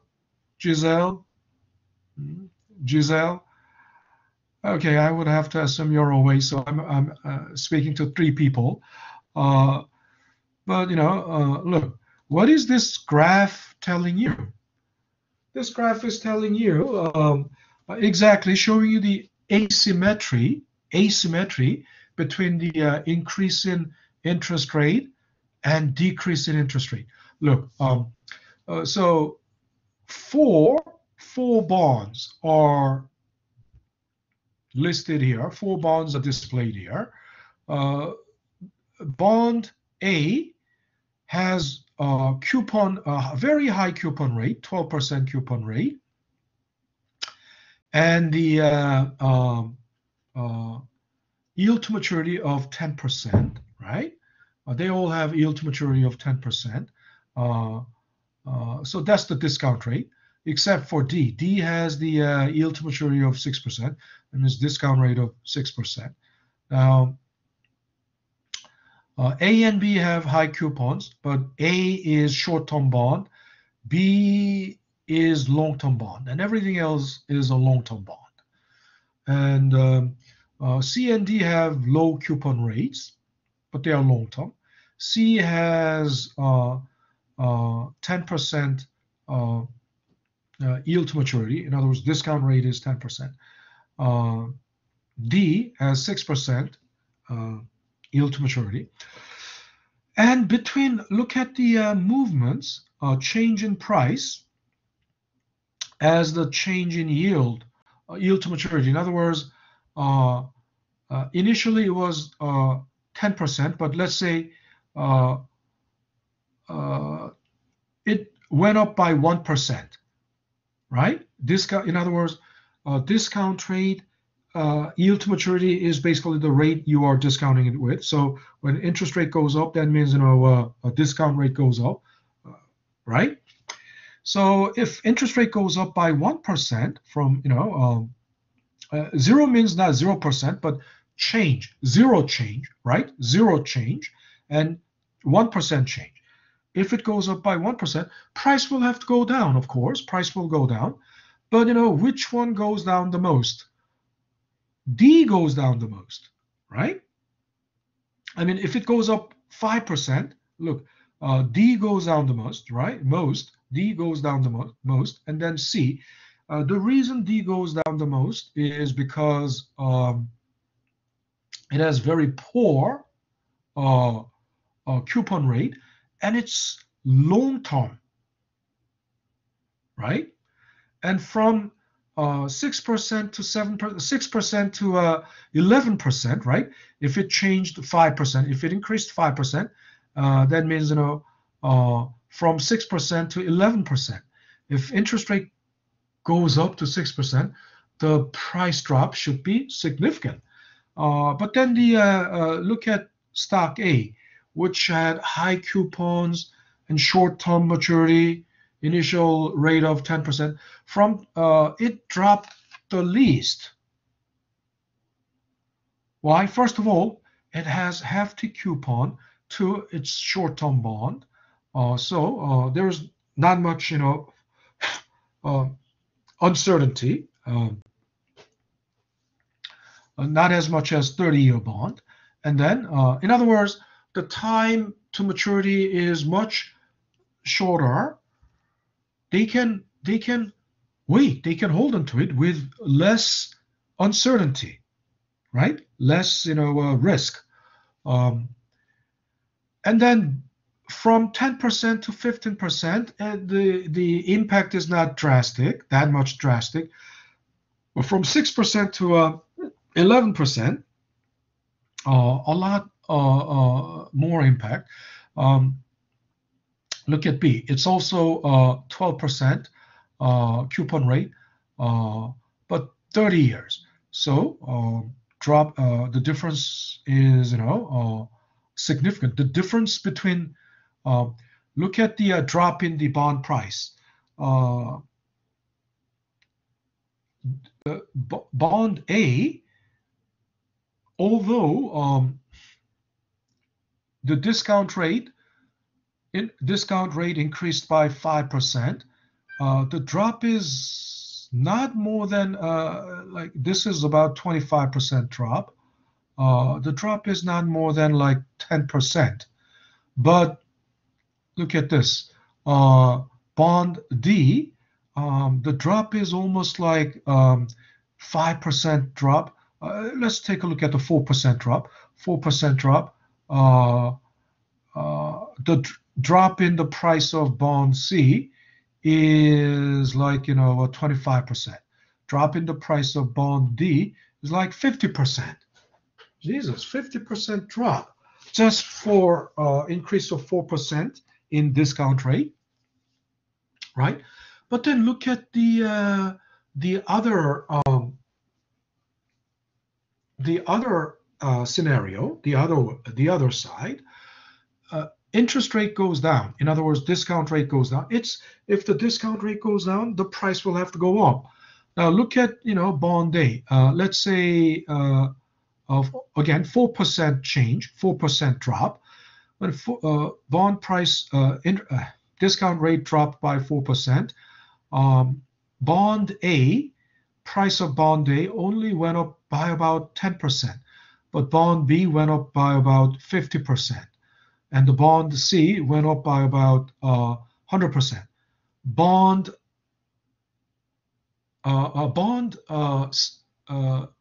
C went up by about like 75%. Bond D went up by about 100%. 100% increase in the bond price just for 4% drop in the discount rate. And then you can tell the magnitude of change in price, the magnitude of change in price is asymmetrical. They are not symmetrical when the interest rate goes down and when interest rate goes up, right? Why is there, this asymmetry? Of course, there is an asymmetry. And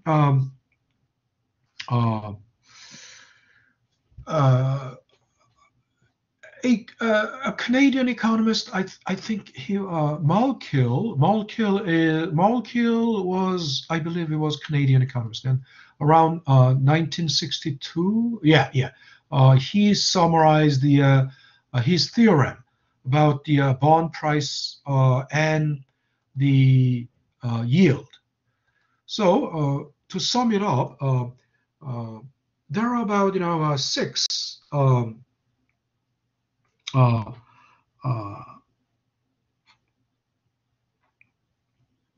six theorems, right?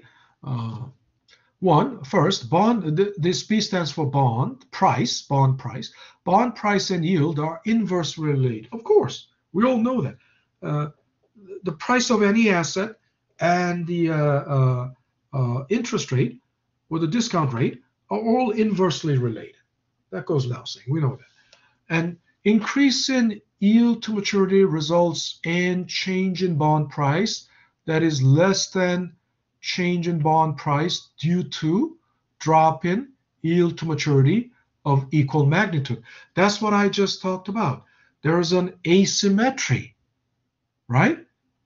There's an asymmetry in the magnitude of change in the price, right? When bond price drops, when not the bond price, when the interest rate or the yield to maturity drops, right? The bond price change in the bond price is greater than the opposite case, right? And the price of the bond, long-term bonds, price of the long-term bonds tend to be more sensitive to change in interest rate than the price of the short-term bond. Yeah, we saw that. Long-term bond, right? Short-term bond is bond A. The price change is, less, it's less sensitive, right, to price changes, the magnitude in price change with the change in. Bond A shows almost, almost symmetrical.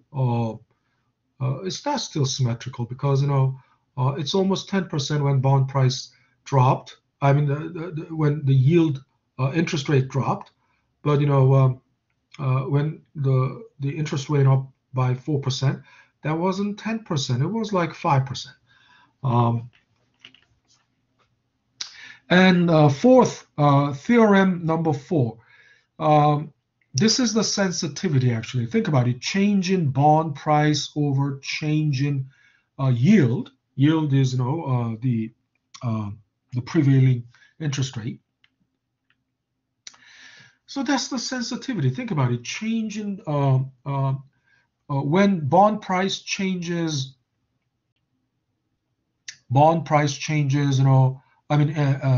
yield changes by 1%, but then the bond price changes by 5%. That's sensitivity, isn't that right? You must remember the price elasticity of the demand in microeconomics.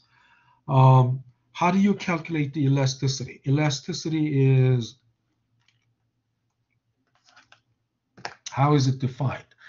Elasticity is basically, change in quantity demanded over change in price times change in price over quantity. And of course, that's price at time 0, quantity at time 0, right?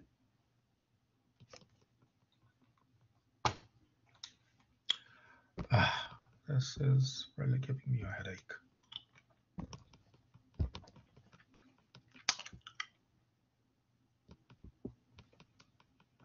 Zero, that's zero, right? Because change in quantity is basically Q1 minus Q0. Change in price is P1 minus P0, right? So we got that here. And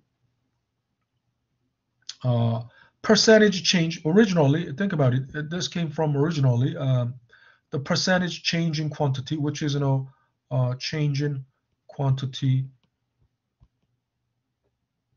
over quantity at time zero, right? Over change in price over price at time zero, right? And then if you rearrange it, it becomes this, right? And then think about it. Change in quantity is Q1 minus Q0, right? Over Q0. And then this is the same thing. Price 1 minus price 0 over price 0. That's basically what, not the same thing, but, I mean,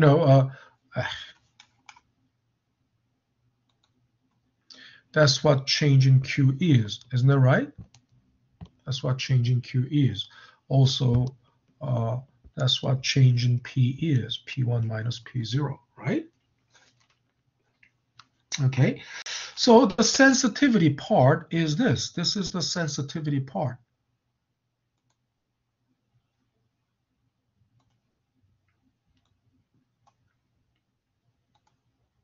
Okay. This is the sensitivity part, right? Just 1% drop in the price, but 5% increase in demand. Well, then that's, if that ratio is greater than 1, that's very sensitive, right? That's sensitive, right? I mean, if the higher the number, if the ratio is just 1, that's very neutral. I mean, 1% drop in price, 1% increase in 1%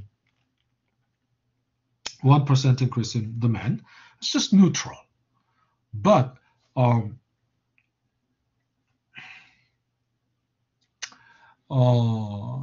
and if the ratio is less than 1, it's not very sensitive, right? So yeah, sensitive, think about it. What's a sensitive reaction, in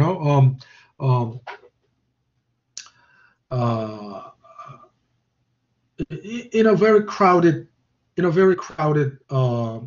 subway, you brush against, you can brush against someone because unintendedly, but then that person cringes and overreacts. That's oversensitive, right?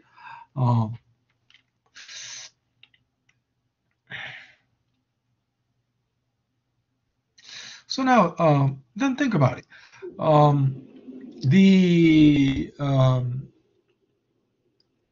So this is, change in price, bond price over change in yield. That's, price sensitivity. I mean, rather than price, what should I call it? Interest rate sensitivity of the bond price. Interest rate sensitivity of the bond price increases at decreasing rate as maturity increases, as time increases, right? Interest rate risk is less than proportional to time. In other words, the longer the time,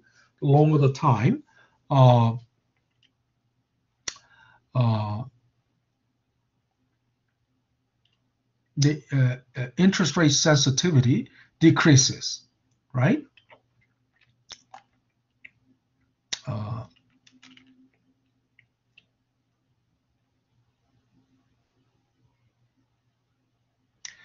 And then interest rate risk is inversely related to the coupon rate. Yeah, again,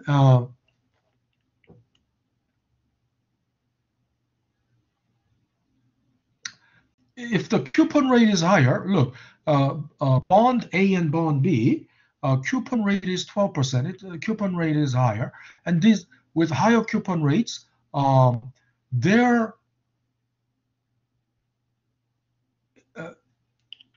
bond price change is relatively lower. Look, A and B, bond A and B, they are between these four bonds, A and B have the least sensitivity. In other words, they bond price change was the least. The change in bond price was the least because they have they pay more coupon rates. They pay more coupons. So this is like a acting as some cushion for to absorb the shock of the interest rate change. And theorem 6, bond price sensitivity is inversely related to the bond's current yield to maturity. Yes, if the current if the current yield to maturity is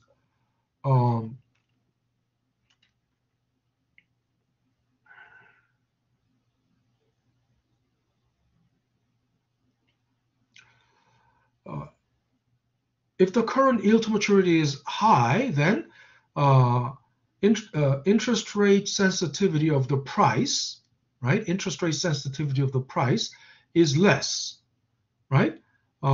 Look at the initial, all of them, ABC, all of them have initial yield to maturity of 10%. But then when there was a 4% increase or decrease in the interest rates, they didn't react as much as D, which had the initial yield to maturity of 6%. So the higher the lower the yield to maturity, the sensitivity, right? Interest rate sensitivity of the bond price will be higher. If the initial yield to maturity is high, then the interest rate sensitivity of the bond price will be lower. Okay, that's these three, six. What should I call it? Proposition. These 6 propositions are called Malkill's theorem. Burton Malkill, I believe. And this is what we want to explore in the next class. How we can apply this to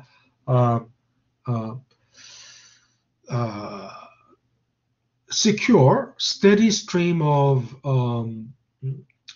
return, or how we can secure the maximum value of our bond portfolio, right?